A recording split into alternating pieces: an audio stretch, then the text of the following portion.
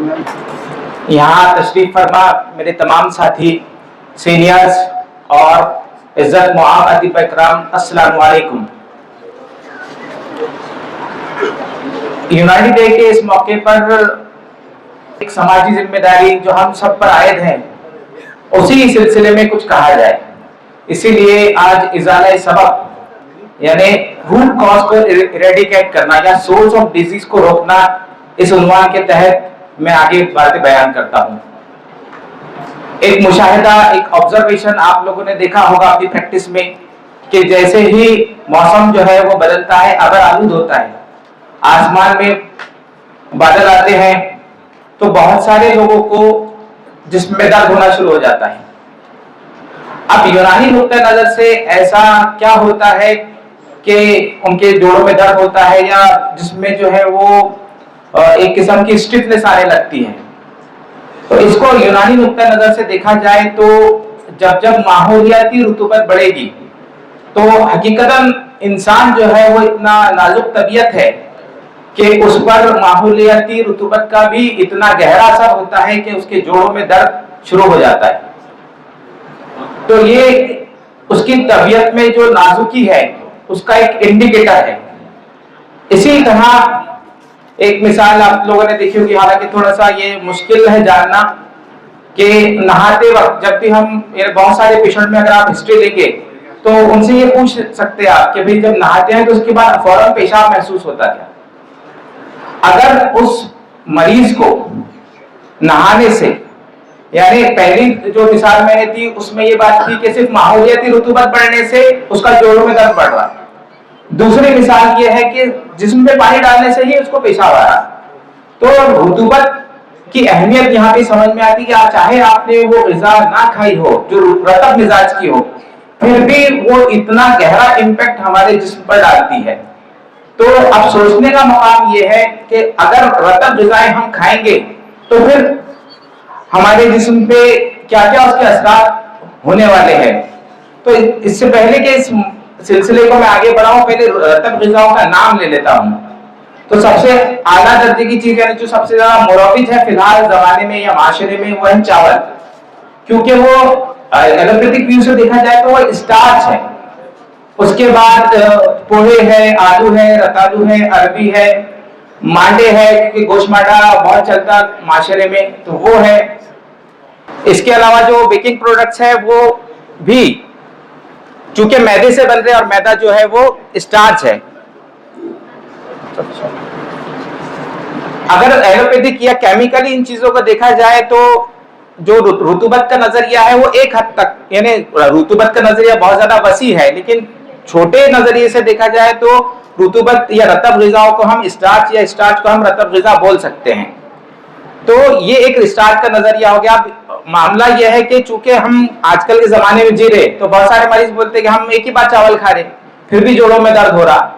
तो उसकी मिसाल समझिए, बाज़ औक़ात ये होता है कि फर्ज कीजिए एक बंदे ने पहले दिन चावल यानी तहारी खाई, अगले दिन नाश्ते में पोहे खा लिया, उसके अगले दिन गोश्त मांडा खा लिया, उसके अगले दिन आलू के पराठे खा लिया, उसके अगले दिन अभी रतालू मिल रहे मार्केट में तो घारिया जो बोलते हैं हमारे यहाँ, तलकर जो पंदा है वो खा लिया, उसके अगले दिन मांडे खा लिया। तो बज़ाहिर उसने अलग अलग चीजों को खाया, लेकिन केमिकली अगर देखा जाए तो उसने एक ही चीज खाई, वो है स्टार्च। जब ये स्टार्च पड़ेगा तो जोड़ों में दर्द होगा। अब इसको दूसरे नजरिए से भी देखते कि ऐसा क्यों होता। तो जब हम ग़िज़ा खाते यानी कार्बोहाइड्रेट खासतौर से जब हम खाते, तो जब ये प्रोसेस अमाइनोलाइसिस में जाता तो इसका ब्रेकडाउन जो है वो ग्लूकोज में होगा, माल्टोज में होगा, डेक्स्ट्रिन वगैरह में होगा। जब जिसमें ग्लूकोज बढ़ता है तो मेटाबॉलिक डिसऑर्डर्स होते, और जब माल्टोज या इस किस्म की चीजें बढ़ती तो उस वक्त जो है जिसमें बैक्टीरियल इन्फेक्शंस होते। अब जो मेटाबॉलिक डिसऑर्डर है जो ग्लूकोज बढ़ने की वजह से हो रहे, वो तकरीबन 1450 से जायद है तकरीबन, जो अभी हमको मालूम है, और यानी जो ग्लूकोज बढ़ने से है। और जो बैक्टीरियल इन्फेक्शंस है, फंगल इन्फेक्शन है, वायरल है, बहुत सारी चीजें हैं। तो ये जो है ये तो इनकी तो गिनती ही नहीं है अभी कितने हैं, 80,000 बीमारियां इंसानों को मालूम है, ऐसा कहा जाता है। तो इतना यानी ग़िज़ा एक है और उसका कितना गहरा इम्पैक्ट हमारे सबके जिस्मों पर, हम डॉक्टर है लेकिन फिर भी इंसान तो है ना, हमारे जिस्मों पे भी आ रहा, हमारे जो मरीज है उनके जिस्मों पे भी आ रहा। अब हमारा ये एक किस्म का फरीजा बन जाता है कि हम लोगों को बताएं कि भाई ये ग़िज़ा खाने से आपको ये तकलीफ है, लिहाजा ये ग़िज़ा ना खाएं आप। अवलीन चीज ये है। इसका और गहरा इम्पैक्ट समझने के लिए हम ये करते कि एक मिसाल से समझते इस बात को कि डायबिटीज चूंकि वो एक रतब बीमारी है, आमतौर पर जरूरी नहीं है यानी कुल्ली तौर पर डायबिटीज रतब बीमारी ही हो, लेकिन डायबिटीज है, पीसीओडी है, यानी मादा किस किस्म से जिसमें फैल रहा, घूम रहा, उसके हिसाब से और कहाँ मैनिफेस्ट हो रहा, उसका कहाँ वो जाहिर हो रहा, उसके हिसाब से वो बीमारी दिखती। जैसा कि अगर जिल्द में गया वहां पे ऊजिंग हो रही अगर, तो वो रतब बीमारी रहेगी। पीसीओडी है, वो भी एक किस्म से रतब बीमारी है। PCOD is more a metabolic disorder than a gynaecological one, ये बात तो हम सबको मालूम है। इसके अलावा अगर ये मादा कहीं और जाके एक्सप्रेस हो रहा तो फिर थ्रोम्बस बनाएगा, बहुत कुछ कर सकता है ये। तो इसका जो सोर्स है, जब तक ये खत्म नहीं होगा तब तक ये मामला कभी हल नहीं होंगे। इसके पीछे बैकग्राउंड स्टोरी ये है कि मेरे पास अभी कुछ दिन पहले एक मरीजा आई। उनका मसला ये था कि पहले उनको जोड़ों का दर्द था। पहले उन्होंने ये किया कि किसी आयुर्वेदिक डॉक्टर से उसका इलाज किए, उसके बाद उन्होंने कुछ दिन गुजरने के बाद जब इफाका नहीं हुआ तो फिर उन्होंने हजामा भी किए। हजामा से उनको वक्ती तौर पर फायदा हुआ, लेकिन फिर कुछ दिनों बाद जैसे थे वैसी हालत पैदा हो गई। तो यहाँ पर जो मेरा ऑब्जर्वेशन रहा, जो वो मरीज आया इतना 2-2.5 साल का, उनकी पूरी हिस्ट्री थी ये सब, तो मैंने ये पाया कि चाहे वो जो हजामा करने वाले शख्स थे या जो आयुर्वेदिक इलाज कर रहे थे डॉक्टर साहब वैद्य जी, उन दोनों ने एक गलती ये की थी कि उन्होंने जो सोर्स ऑफ डिजीज है उसके बारे में पेशेंट को बोला नहीं था। यानी सोर्स ऑफ डिजीज उन्होंने रोका नहीं, इधर दवा देते चले, उधर वो मरीज वो चीजें जो सोर्स ऑफ डिजीज है वो खाता चला, इस तरह वो बीमारी चलते चली। इस तरह मसले होते हैं वो, तो इसलिए सोर्स ऑफ डिजीज रुकना इंतहाई जरूरी है। अब इसका इम्पैक्ट हम डायबिटीज की मिसाल से देते हैं कि असल में डायबिटीज के बारे में एक बात कही जाए तो जो ज़ियाबतीस का जिक्र हमारी यूनानी किताबों में है वो हरगिज भी डायबिटीज नहीं है। डायबिटीज एक नए जमाने का मसला है, और जो ज़ियाबतीस का जिक्र कदीम किताबों में है, जैसा कि शरह अस्बाब देखेंगे आप तो उसमें जिल्द सुअब में सफर नंबर 29 पर इसका जिक्र है, या इसी बात का जो मैं आगे बयान करूंगा, या फिर मालिजात नफीसी लीजिए उसमें सफर नंबर 805 पर है, या जफीरा फारिजम शाही लीजिए उसकी शशुम जो जिल्द है उसके सफर नंबर 540 पर है। इसी तरह जितनी भी किताबें हैं जहां पर ज़ियाबतीस का बयान है तो वहां पे एक बात कही गई है कि फौरन जैसे ही प्यास ज्यादा लगती और जब पानी पीते तो फौरन पेशाब के लिए जाना पड़ता। और ये जितना भी सिम्टम उन्होंने बयान किए, ये अगर कोरिलेट ही करना है अगर, तो ये आएगा डायबिटीज इंसिपिडस में, डायबिटीज मेलाइटिस में नहीं आएगा ये। तो इसलिए ये कहना कि ज़ियाबतीस यानी डायबिटीज ये एक किस्म से मालूमाती जुर्म है, क्योंकि हकीकतन वो नजरिया वो नहीं है जो हम समझ रहे।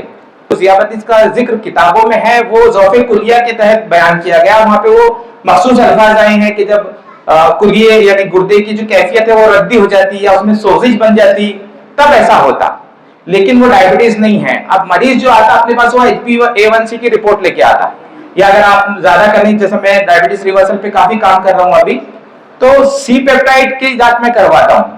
अब इसमें कहीं तो भी आपको कोई वो जो क्लासिकल यूनानी कंसेप्ट है वो नहीं मिलने वाला है। अब ऐसी हालत में आप क्या करेंगे?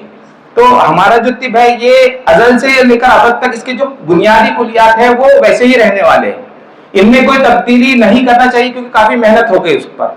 लेकिन जो नए जमाने की डिजीज है जैसे कि डायबिटीज है, उसको पुराने कुलियात पर हम बयान कर सकते। तो डायबिटीज को अगर बयान करना है, मैं यहाँ पे जानबूझकर वो लफ्ज डायबिटीज यानी अंग्रेजी टर्म इस्तेमाल करने की कोशिश कर रहा हूँ, मैं हरगिज ज़ियाबतीस नहीं कह रहा हूँ। तो डायबिटीज जो है वो बुनियादी तौर पे देखा जाए तो हुजूम अरबा का मसला है। अब इस बात के पहले कयास, क्योंकि तिब हमारा जो है वो कयास पर मबनी है, ये तिब फिजिकल एग्जिस्टेंस से ज्यादा कयास लगाता पहले, फिर लॉजिक, सबसे ज्यादा अहमियत तो लॉजिक की है। तो जब जब बहुत सारे डायबिटीज के ऐसे मरीज होंगे जो आपने देखा होगा कि वो आकर शिकायत करते, हर मरीज ऐसी शिकायत नहीं करता, लेकिन कुछ मरीज ये शिकायत करते कि हमें बार बार पेशाब आ रहा।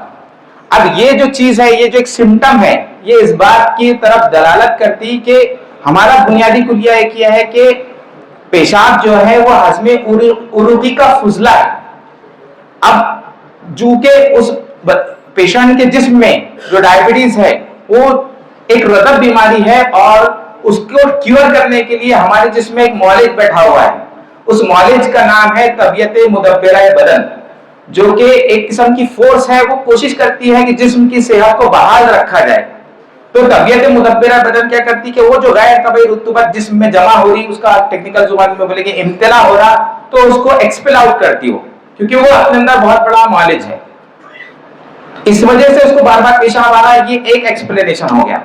इसके और बारीकी में जाएंगे, क्योंकि हम तबीब है, हम किस चीजों को सुपरफिशियल नहीं देख सकते, हमको बहुत बारीकी से देखना पड़ता है उसको, क्योंकि यहाँ पर मैं जो बात कह रहा हूँ वो डायबिटीज को खत्म करने की बात कह रहा हूँ, डायबिटीज को सिम्टोमेटिक वे में रोकने की बात नहीं कह रहा हूँ। खत्म कैसे होता है वो है, वो तब बीमारियों में सभी में तकरीबन यही प्रोटोकॉल रहेगा, जो मैं मिसाल के जरिए डायबिटीज के मिसाल के जरिए आप लोगों को समझाने की कोशिश कर रहा हूँ।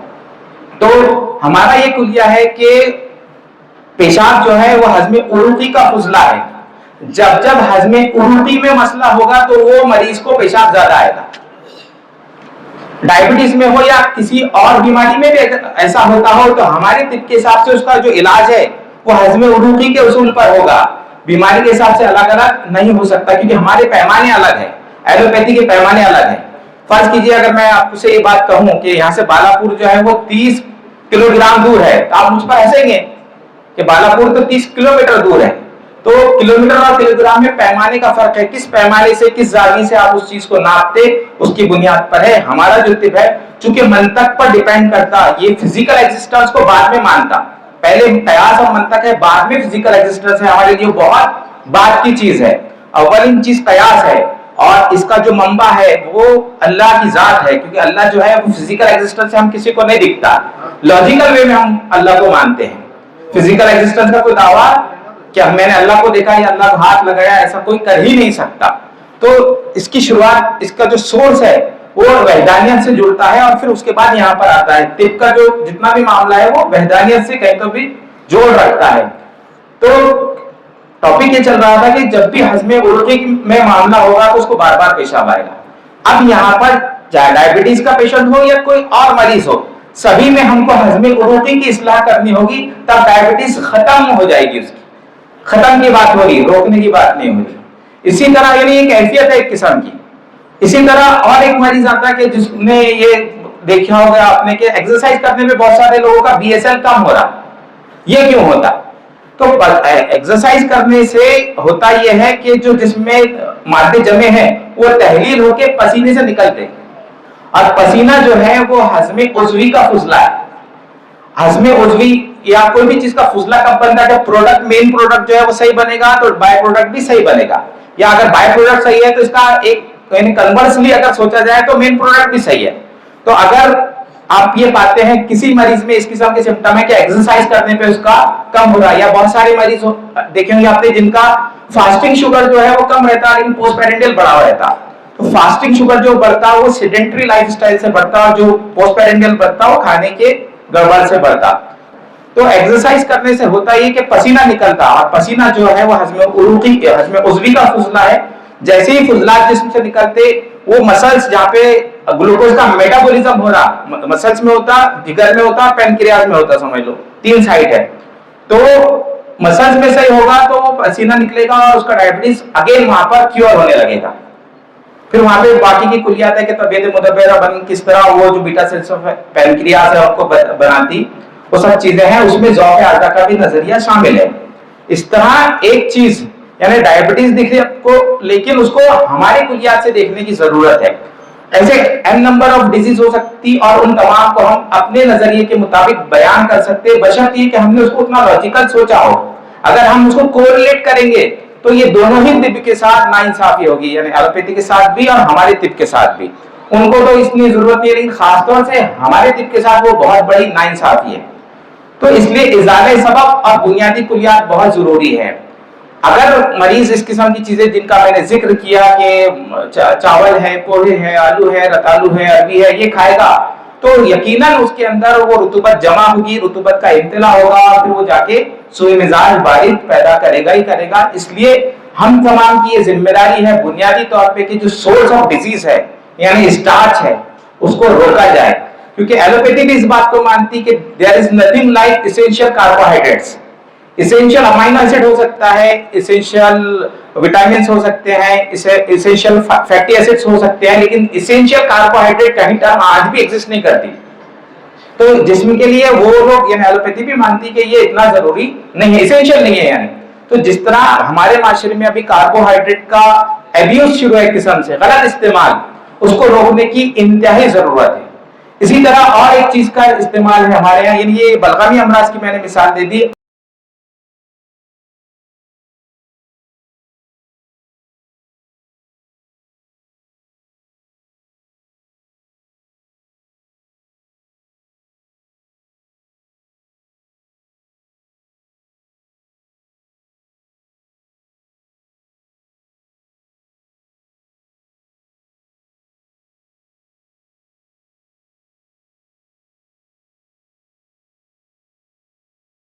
اگلی جو مثال ہے وہ میں صفرا کی دے رہا ہوں. تو مرچ مسالے چونکہ وہ گرم و خشک مزاج کے ہوتے ہیں، یا سالن ہمارے کھاتے اس میں اگر مسالے زیادہ ہے اور وہ جسم میں گرم و خشک مادہ پیدا کر رہے، تو پھر یہ جو مادہ ہے یہ بہت کچھ کرتا. اگین یہ کینسر کرتا. اب پھر کینسر کے اقسام ہیں. اب کینسر کا اگین جو ذکر ہے وہ ہماری طب میں ڈائریکٹ نہیں ہے.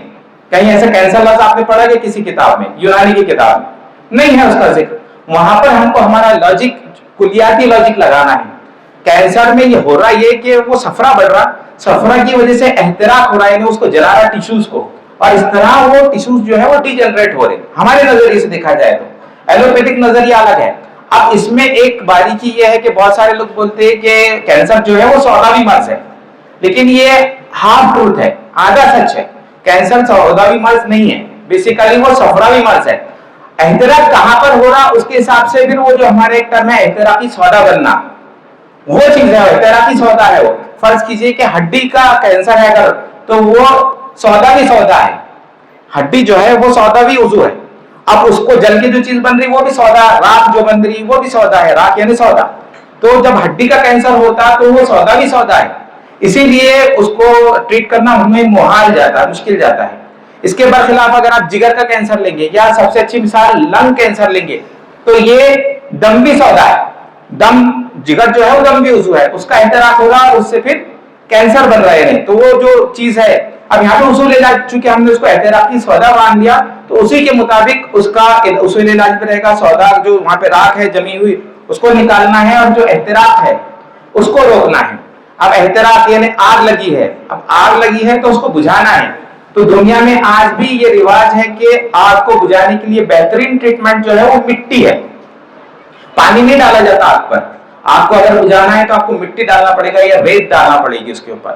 یعنی ریت یا مٹی جو ہے وہ سرد خشک مزاج کی چیز ہے، اور یہاں پہ علاج جو کر رہے ہیں ہم وہ گرم خشک کا کر رہے ہیں. اس طرح اس کی یعنی ایک قسم کی جو علمی بحث ہے کہ بھائی بالکیفیت اگر سوچا جائے تو جو گرم خشک چیز تھی اس کا علاج بالضد کے مطابق ہم نے سرد تر کرنا چاہیے تھا، لیکن ہم نے سرد تر نہیں کرے بلکہ سرد خشک کر کیے. کیوں ایسا کیے؟ کیونکہ اگر ہم وہاں پہ یعنی آگ لگی ہے اس پر سرد تر چیز یعنی پانی ڈالتے ہیں تو اس سے ابخارے نکلتے، ویپرز نکلتے، اور وہ جا کر پھر دماغ میں جا کر بہت سارے مسئلے پیدا کر سکتے. اس لیے وہ ابخارے نہ بنے، اس لیے ہم نے اس کو سرد خشک دوائیں دی. اب سرد خشک دوائیں بہت ساری ہو سکتی ہیں. مفردات کی دنیا میں لودر ہے، احتراق کو روکنے کے لیے گولڈنتی ہے. ایسے بہت سارے نمبر آف مالیکیولز ہیں، مفردات ہیں، مرکبات ہیں. ان کو ہم نے سرد خشک مزاج کے مفردات یا مرکبات کو استعمال کرنا ہے. تو وہ جو چیز تھی یعنی جو پیزا برگر ہم کھا رہے یا جو مسالے دار چیز ہم کھا رہے، وہ اس طرح غیر طبعی صفرا پیدا کر رہا اور وہ جا کر پھر کینسر پیدا کر رہا. یا اور ایک مثال بہت اچھی ہے اس کی کہ آئی ٹی پی، امیون تھرومبوسائٹوپینک پرپیورا، یہ اس کا ایک کیس ہے بھی میرے پاس. تو اس میں پلیٹلیٹ کاؤنٹ اچانک کم ہونے لگتا، آٹو امیون ڈس آرڈر میں آتا لیکن بلڈ کینسر نہیں ہوں. اس میں نے یہ قیاس کیا کہ وہ جو پلیٹلیٹس ہیں ان کے کم ہونے سے کیا ہوتا ہے، انجماد خون کا عمل رک جاتا یا کم ہو جاتا. اب انجماد خون جو ہے وہ بلغم کا یعنی طبعی بلغم، غیر طبعی بلغم کا فیل ہے. وہ اگر طبعی بلغم کم ہو رہا یا اس کا احتراق ہو رہا، اسی لیے تو خون جم نہیں رہا. تو یہاں پر ایلوپیتھک طب میں وہ پلیٹلیٹ کاؤنٹ کم دکھ رہا، ہمارے حساب سے وہ احتراق ہو کر بلغم ختم ہو رہا اور صفرا غیر طبعی صفرا بڑھ رہا، یعنی طبعی بلغم کم ہو رہا، غیر طبعی صفرا بڑھ رہا. تو یہاں پر پھر ہم احتراق کو روکیں گے اس کیس میں بھی. تو وہاں پر پھر اس کے حساب سے چونکہ اس میں رقت خون ہے، وہ ساری چیزیں ہیں، آئی ٹی پی میں رقت خون رہتی مریض کو جو کہ اگین صفرا کی طرف دلالت کرتا، تو اس کے مطابق ہم ٹریٹمنٹ دیتے. تو اب اس سارے سینیریو کے پیچھے ایک بلغم کی مثال دی، ایک صفرا کی مثال دی، اور دونوں کے سورس آف ڈیزیز میں ایک بار اور दोहरा देता हूँ ताकि आपको आसानी रहे, और खास तौर से मरीजों को ये जरूर कहिए कि ये चीजों को रोको. अगर हमने ये नहीं रोके तो जो हमारा एक फर्ज मनसबी है, यानी जो हम लोग ये है BUMS है, या जिन्होंने रुतबत लफ्ज सुना है या रुतबत पढ़ा है, या एटलीस्ट अपने नाम के आगे बड़े फख्र के साथ BUMS लिखते होंगे या लिखते हैं या डॉक्टर लिखते हैं, तो उन तमाम ही लोगों पर उनको जो एक मनसब अल्लाह ताला ने अता किया उसकी जिम्मेदारी ये हो जाती है, यानी टेक्निकल अच्छी उर्दू में बोलेंगे फर्ज मनसबी का तकाजा ये है कि मरीजों को ये सच्चाई बयान की जाए. और इस्लाम का भी तकाजा यही है, जैसा कि मैंने अपने ये जो स्पीच थी इसकी शुरुआत में वो जो आयतें पढ़ी, उस आयत में सूरह इराक की 31वीं आयत है वो, उसमें अल्लाह ताला फरमाते खाओ पियो और इसराफ ना करो, कुलू वशरबू वला तुसरिफू.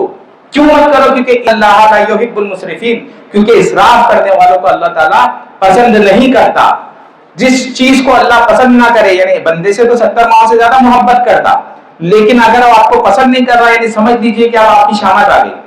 अल्लाह जिसको पसंद ना करे उसकी शामत आ गई, तो इसीलिए फिर वो जो है वो आप और मैं और हम सब जो है वो बीमारी में मुब्तला होते. तो इसराफ की तशरीह की जाए, तर्जुमा नहीं बोला मैं, तशरीह की जाए तो एक तशरीह ये है कि किसी चीज को बार बार खाना. जैसा कि बहुत सारे मरीज आते बोलते भाई हम ज्यादा नहीं खा रहे, सिर्फ 2 लुकमे चावल खाए, लेकिन रोजाना खाए. तो रोजाना चावल खाना भी चूंकि इसराफ है इसलिए वो गलत है. यहाँ तक कि बाज लोगों का, चूंकि मैं मुफ्ती तो नहीं हूँ उस बारे में ज्यादा कंफर्म बात नहीं कह सकता, लेकिन बाज लोगों का ख्याल है कि इसराफ जो है वो हराम है. यानी उस जाविये से देखा जाए अगर, तो ये एक किस्म से मुबालगा नहीं होगा कि चावल खाना हराम करार पा गया आज, ऐसे मतलब निकलता है उसका. खैर अल्लाह ने जिन चीजों को हलाल किया वो हलाल है, लेकिन हद से तजावुज गलत है. वही बात वो आयत में बयान की जा रही. बाद में अल्लाह ताला बोलते ज़ारल फसाद फिल बर्रि वल बहरी बिमा कसबत अयदीन नास, खुशकी और तरी में फसाद होते वो तुम्हारे अमाल हैं, मैंने नहीं करा हो. क्योंकि हमारी अकीदत में ये भी बात है कि बीमारियां सिर्फ मिन जानिब अल्लाह है. हम बड़ी जिम्मा हो जाते हैं बात कह के, लेकिन हकीकत ऐसी नहीं है. क्योंकि एक और आयत है जो कि एक दुआ है, वो इज़ा मरिज़तु फहुवा यशफीन, जब मैं बीमार होता हूं तो वो शिफा देता है. यानी बीमार कौन हो रहा? मैं, अपनी गलतियों से. अभी अल्लाह रब्बुल इज्जत की रहमत अगर जोश खा जाती है तो आपको शिफा मिलेगी, वरना आपको शिफा नहीं मिलेगी. उस आयत में ये नहीं कहा गया जैसा इमाम मुफस्सिल मुजम्मिल में है कि वल क़द्री खैरिही व शर्रिही वल बासी बादल मौत, अच्छी और बुरी तकदीर अल्लाह की तरफ से है, बीमारियां भी अल्लाह की तरफ से है और शिफा भी अल्लाह की तरफ से. ऐसा नहीं बोला गया ना, बल्कि ये बोला गया है कि वइज़ा, जब मैं, वइज़ा मरिज़तु, जब मैं बीमार होता हूँ. तो ये आयत भी हमको बताती, क्योंकि आजकल हमारा जो रिवाज है या हमारा जो मिजाज है वो एक किस्म से, आपने बुरा मत मानना, गैर जिम्मेदाराना हो गया. हम अपने आप को मुरीद इल्जाम ठहराना ही नहीं चाहते, हम अपने आप को किसी चीज के लिए जिम्मेदार बनाना ही नहीं चाहते. तो जरूरी है कि इन अकायद की भी इस्लाह हो, उस आयत को भी समझा जाए, वरना फर्ज मनसबी से फिरने का अंजाम तो बनी इसराइल से पूछे आप क्या हुआ. उनका आखिरी दुनिया तक वो जलील करके रख दिए जाएंगे. अभी तो उनका जमाना है, जिस तरह हमने देखे कि एपिस्टिन फाइल निकल के आई, लेकिन अलमिया ये है जमाने का कि कभी किसी ने ये नहीं बोला कि एक यहूदी और एक ईसाई ने मिलकर दुनिया को बर्बाद करे, जो कोरोना पैंडेमिक था. और मैं और आप जब उस चीज को तसव्वुर कीजिए कि जब कोरोना आया तो हम क्या सोचते थे उसकी फिजिकल एग्जिस्टेंस में. मैं यहाँ पे ये बात साबित करने की कोशिश कर रहा हूँ, फिजिकल एग्जिस्टेंस पर ही, यानी जो दिख रहा आपको अपनी आंखों से, उसी पर अगर आप यकीन करेंगे तो यकीन मानिए ये जो दज्जाली निजाम कायम हो गया है अभी, तो ये हम दज्जाल पे यकीन करने के बराबर है. इसलिए हमेशा जो बात हो, जो हमारी अकीदत भी हो, किसी कोई नजरिया भी हो, तो उसकी तस्दीक, क्रॉस कंफर्मेशन बहुत ज्यादा जरूरी है. वरना अतिब्बा से तो एलोपैथी वाले भी मानते हैं ना कि हाइड्रोजेनिक डिसऑर्डर हो रहे, तबीब की गलती से 60% of hospital admissions are hydrogenic. इतना बड़ा रेशियो है उसका.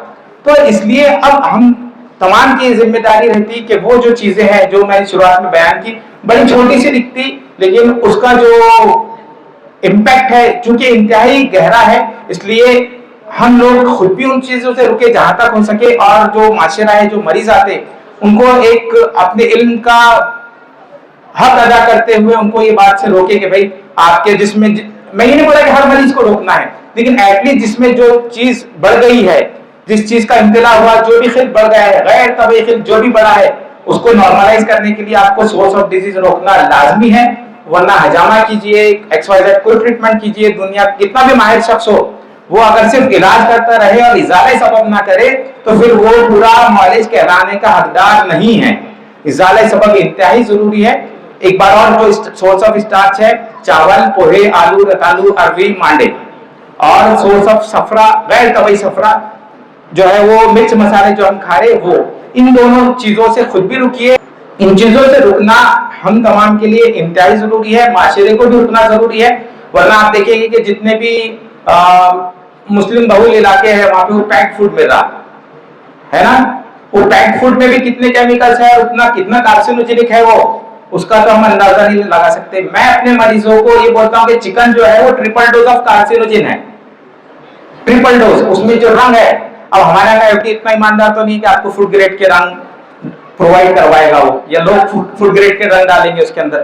تو وہ جو کپڑوں کو رنگنے کا رنگ ہے وہ چکن کو دے رہے, اس سے وہ لال بھڑک اور بڑا دلکش لگ رہا.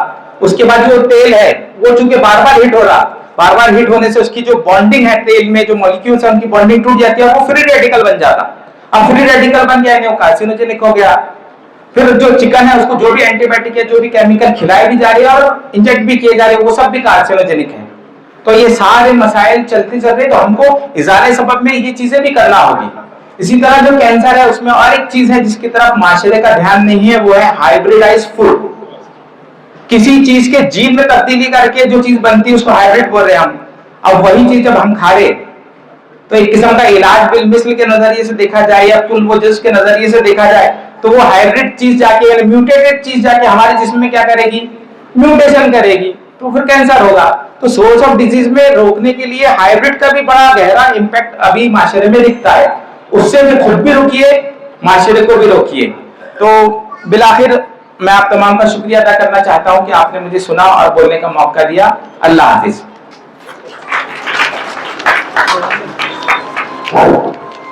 کسی کو سوالات کرنے,